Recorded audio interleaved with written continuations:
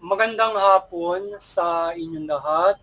Ito po si Herbert Curia, author-promoter ng The Bible Evangelization. Kakibat ang ating pananalig sa ating banal na Panginoon Diyos, banal na Panginoon Kristo, at gabay ng kaliwan ng kaliban ng Santa Maria, ay ating po ibinabahagi sa inyo sa libong ito, ang mensahe ng ating banal na Panginoon Diyos. Ang tema ng mensahe ng ating banal na Panginoon Diyos ay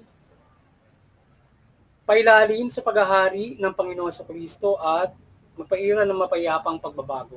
Ngayon ay babasahin ko po sa inyo ang mga mensahe ito mula po sa Bagong Tipan ng Mabuting Balita ng paghahari ng ating banal na Panginoon Diyos sa pamamagitan ng banal na Panginoong Kristo. At ayon po dito sa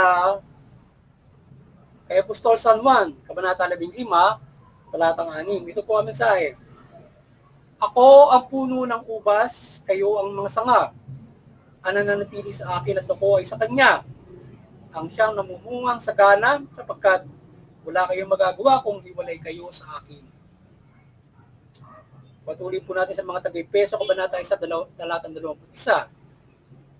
Kaya't nasa ilalim ng kapangyarihan ni Kristo ang lahat ng paghahari, kapamalaan, kapangyarihan at pamunuan.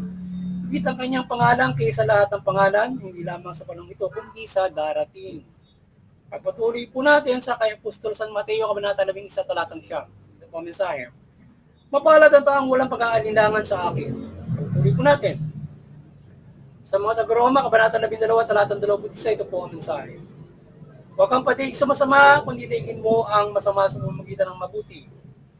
Pagpatuloy po natin sa mga taga-Efeso, Kabanata 4, talatang 27 hanggang 28. Ito po ang mensahe. Huwag ninyong bibigyan ng pagkakataon ng dyablo. Ang magnanakaw ay huwag nang magnakaw. Sa halip, magtrabaho siya at gamitin ang kanyang kamay sa anumang gawaing marangal upang may maitulong sa mga nangangailangan.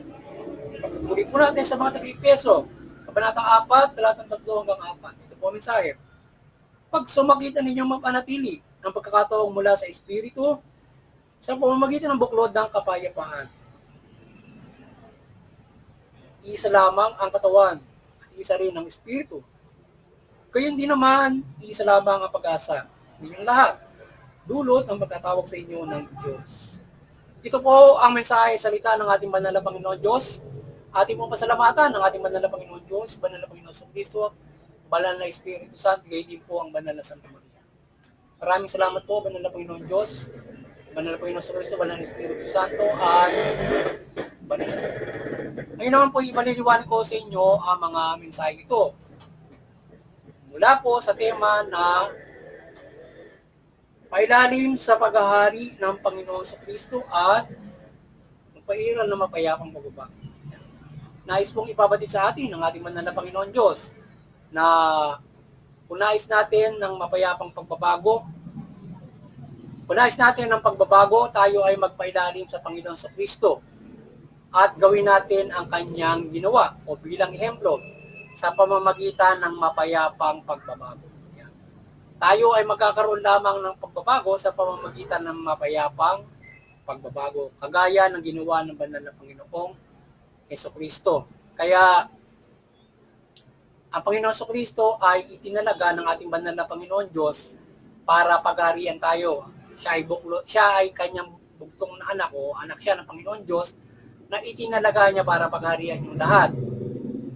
Pailalim ang lahat, mga kapamalaan, kapangyarihan, etc., mga bansa, ipinailalim sa kanya para ipinailalim ang lahat ng mga tao para pagharian niya. So that is the way of our faith from God, from Christianity, from Jesus Christ. Paiilalim tayo sa kanya dahil yan ang gusto ng banal na Panginoon Diyos. Sapagkat siya ay itinalaga para tayo ay at pinasunod para tayo ay patawarin ng Panginoon Diyos at iligtas sa dyablo. Isa ilalim sa kanyang paghahari. So ngayon, siya ay nasa kanya yung ating pag-asa at pagkakataon para makaisa sa buhay na walang hanggan. So kaya yung pagbabagong ginawa niya ay napakahalaga, kaya tayo dapat ay at bilang ehemplo. So tayo papailalim sa kanya. So that's the thing muna ay Sinasabi ng banal na Panginoon Diyos, hindi tayo dapat iiwalay sa Kanya, sapagkat yung proseso ay dapat nating sundin. Sapagkat kung iiwalay tayo, hindi tayo mabumunga. Kaya dapat mananampalataya tayo sa Panginoon Kristo, pakikilalim tayo sa Kanya, para sa pagpapairal natin ng pagbabago. So ngayon, ay huwag tayo mag-aalinlangan sa Panginoon Kristo sa pagpapailalim natin sa Kanya at paniniwala natin sa Kanya at gawin siyang ehemplo para sa pagbabago. Ngayon, sa pagbabagong gagawin natin, dapat tayo mabubuklod sa Espiritu sa pamamagitan ng buklod ng kapayapaan. So, mapayapang pagbabago ang gagawin natin ginawa ng Panginoon Kristo. Sa mapayapang pagbabago ang ginawa niya para tayo ay mahikayat, para tayo ay magbago. So, mayroong time na ginawa niya para sa mapayapang pagbabago bago magtatalaga siya, bago mayroong propesiya na itinalaga ang Panginoon Diyos na babaguhin tayo in a total change. So sa pamamagitan ng kamay na bakal o force, sa pamamagitan ng force, babaguhin na ng Diyos ang lahat. So ngayon ay sa panahong ito, hanggat hindi pa nag-uukom sa mapayapang paraan tayo, binabago ng ating banal na Panginoon Diyos. Kaya habang nabubuhay tayo, hanggat hindi pa nag-uukom sa mapayapang paraan tayo, paiiralin natin ang pagbabago mula sa ehemplo ng banal na Panginoon Kristo. Ngayon, ganyan ang gabay sa atin para pairalin natin ang pagbabago. So, anong pagbabago? Halimbawa, yung pamahalaan lumabag sa batas. In our practicality of change, yung lipunan lumalabag sa batas, lumalabag sa kalooban ng Panginoon Diyos. So, lumalabag sa batas at kalooban ng Panginoon Diyos yung lipunan, yung pamahalaan, so we will change them. Kung tayo ay nanampalataya sa Panginoon Diyos at magpapailalim tayo sa Kanya, sa pamamagitan ng mabuting balita, babaguhin natin sila. Pasusunurin natin sila sa kalooban ng Panginoon Diyos, pasusunurin natin sila sa batas, sa pamamagitan ng pagpapairal ng mabuting balita. And also from this our practicality, syempre, exploration natin, ating pinag-iibayo, hustisya. So sabi ng Panginoon Diyos, ganito tayo makapairal ng hustisya sa mapayapang paraan. Kaya yung ating gobyerno, babaguhin natin ang sistema ng hustisya at pagpapairalin natin ito laban doon sa gumagawa ng mga katiwalian, gumagawa ng kasamaan. Ngayon, kung yung mayroon inequality of justice, yung pamamara, magsasaboses tayo para yung gobyerno magpaira ng fair justice, magpaira ng mabuting pamamahala. So, ganun natin siya babaguhin. With the guidance of God, Jesus Christ, pairalin ito sa pamamagitan ng based on the mabuting balita, based on sa pagpapalaganap ng mabuting balita. Ganun natin binabago yon. So, ngayon, in this practicality, gagamitin natin yung batas ng tao para mabago sila.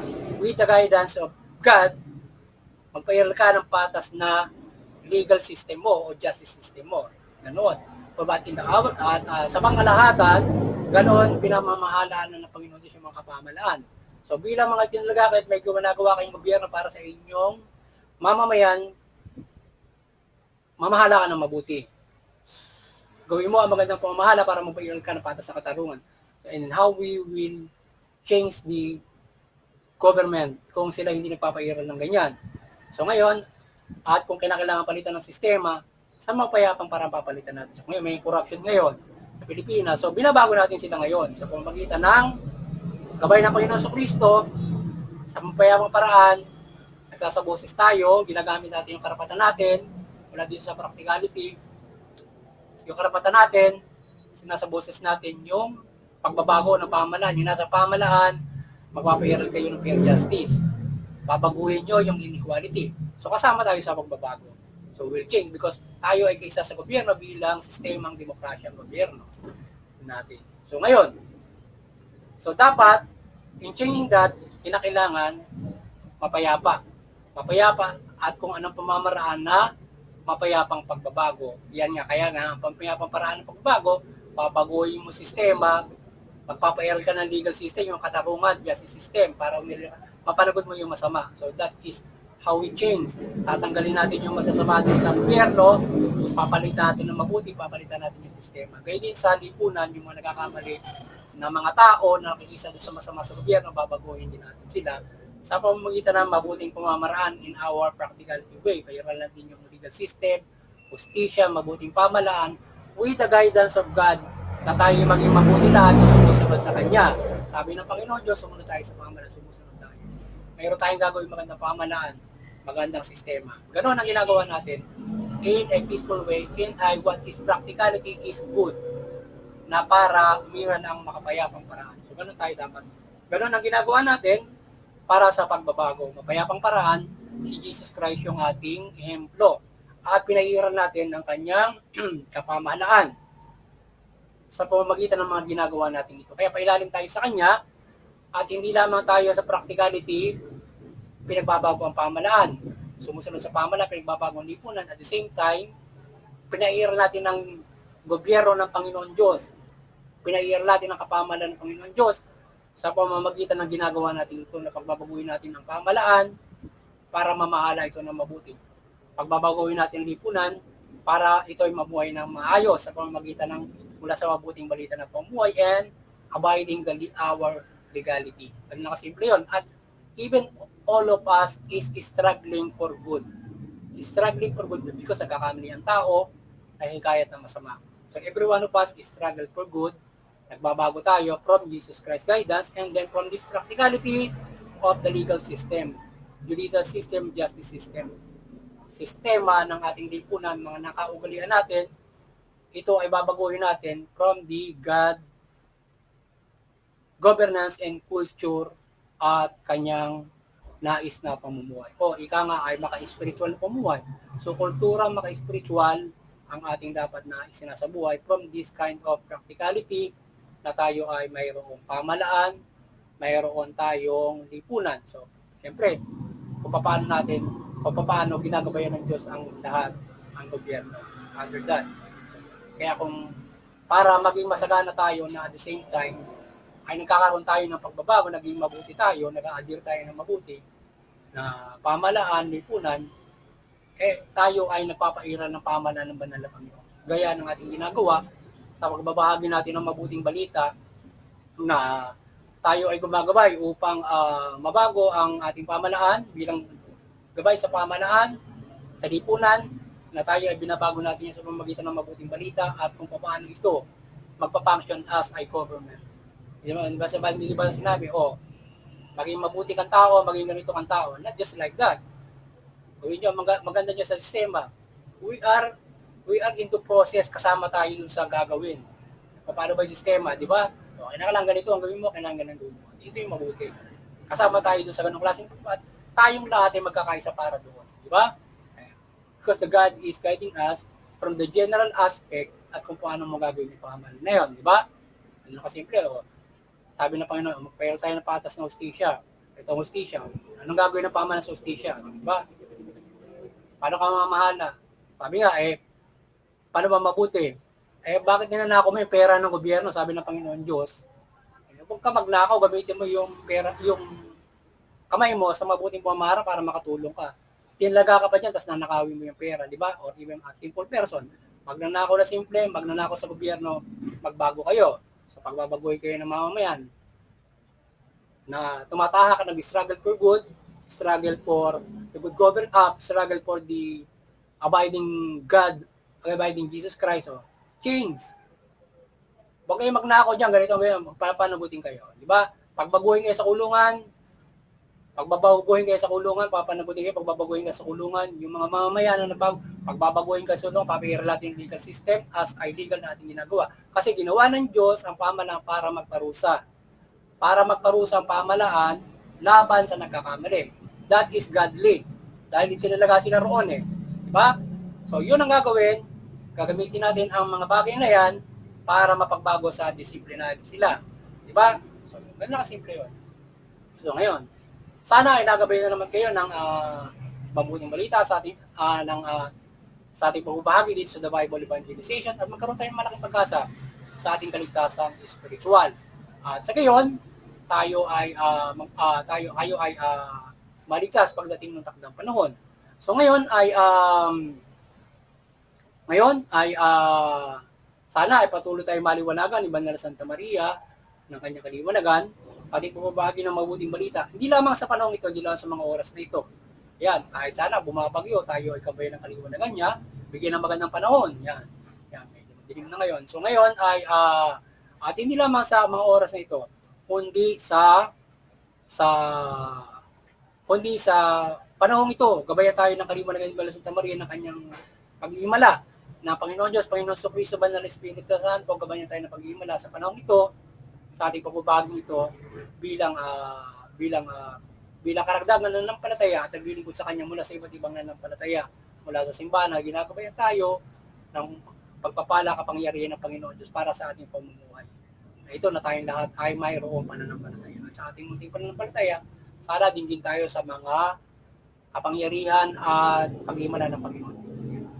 So yun, at maging sa panahon, yan, sana tayo ay gabayan ng magagandang panahon, ipakita niya doon yung kanyang kapangyarihan, ipakita niya doon ang kanyang pagpapayuwati ng paggabay sa atin, at iba't ibang kapangyarihan, kagaya nga ng milagro ng Banal Santa Maria kung siya ay magliliwanag. So yun, iba't ibang gabay ng Panginoon sa Kristo, kagaya kay San Pablo, nagliliwanag siya sa mga ganong mga bagay, etc. At muli doon sa Interfaith Unity, patuloy tayong magkaisa, unawain natin ang mga relihiyon. At unawain natin ang mga relihiyon at tayo magkaunawaan para miwasan natin yung sigalutan, pag-awayan, o isa digmaan. Bakit makagabay tayo ng kapayapaan, pagkakaisa, pagmamahal, ang pagtutulungan mula sa bawat pamilya, pamayanan, community, bansa at buong mundo. At higit sa lahat, yung magagabayan natin ang legality o mga kapamalaan, magagabayan natin ito sa kanilang mabuting pamamahala at kanilang pagpapairal ng mga karapatan at kapayapaan. So yun, at doon naman sa mga sa ating munting kakayanan, CVCP and Vatican Church, patuloy kayong maliwanagan ng Banal na Santa Maria, ng mabuting balita, at patuloy nyo pagbuklarin ang sakatawa sa pananampalataya sa Panginoon, mula Panginoon sa Kristo at mabuting balita. At gayon din sa mga kapamalaan, sa ating munting kakayanan, patuloy tayong maasa ng paggabay ng himala ng Panginoon Diyos, Panginoon sa Kristo, Banal na Espiritu Santo, at Banal na Santa Maria. Sana balagi tayong gabayan niya ng kaliwanagan, pagpapala, magandang panahon at kanyang kaliwanagan, iba't ibang pagmimilagro sa atin ng ating banal na Panginoon Diyos. At paggabay niya din sa ating pagbabahagi ng mabuting balita sa buong buhay natin. Hanggang sa pagdating ng Banal na Panginoon sa Kristo, gabayan tayo ng Banal na Santa Maria, kung sa henerasyong ito darating siya. Hindi man sa henerasyong ito, ay dalangin natin ang paggabay niya sa bawat mga henerasyon. So ngayon ay doon sa mga kapamalam, magabayan kayo ng maliwanagan kayo ni Banal na Santa Maria at ng mabuting balita. Mamahala kayo ng mabuti, matuwid. Tugunin niyo yung karapatang matao, patas na hustisya. Sa kayo makapamumuhay ng mapayapa, maulad ang inyong mamamayan, sigit sa lahat, makakapanampalataya sila na dugo sa Banal na Panginoon Diyos, mula Panginoon sa Kristo. Yan, muli, sana ay patuloy tayong pagpalain at protekta ng Panginoon Diyos, sama-sama tayong mamuhay ayon sa mabuting balita. Magandang hapon sa inyo lahat, at God bless you.